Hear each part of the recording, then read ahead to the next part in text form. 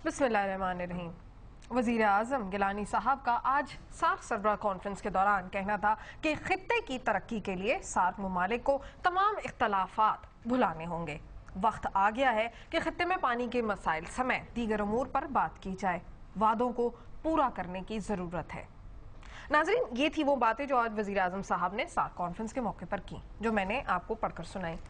नाज़रीन, अब हकीकत की बात करते हैं और हकीकत यह है कि जब हम इख्तलाफात की बात करते हैं तो पाकिस्तान के लिए यूरोपियन यूनियन की जानिब से तिजारती मरात बांग्लादेश के खदशात पर रोक दी गई हैं। हिना रबानी खर साहिबा इसको हादसा कह रही हैं।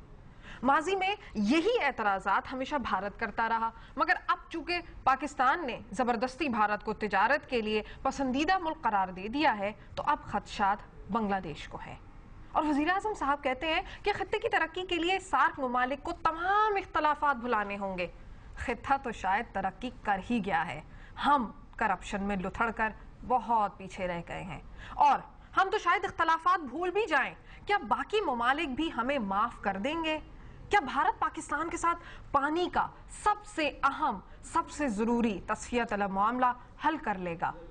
वो मुल्क जहां की गरीब अवाम माशी नाइंसाफियों और गुर्बत के बाइस बड़ी तादाद में आजादी के बेसिक तसव्वुर ही से महरूम हो, और जिस मुल्क की नामुनासिब और गैर मुस्तहकम माशी हालात के हवाले से आलमी रैंकिंग 114वें नंबर पर हो, और जिस मुल्क की अपनी जमहूरी हुकूमत रोटी कपड़ा मकान के वादे पूरे ना कर सकी हो, वो हुक्मरान किस मुंह से दुनिया से ये कहते हैं कि वो वादे पूरे करें?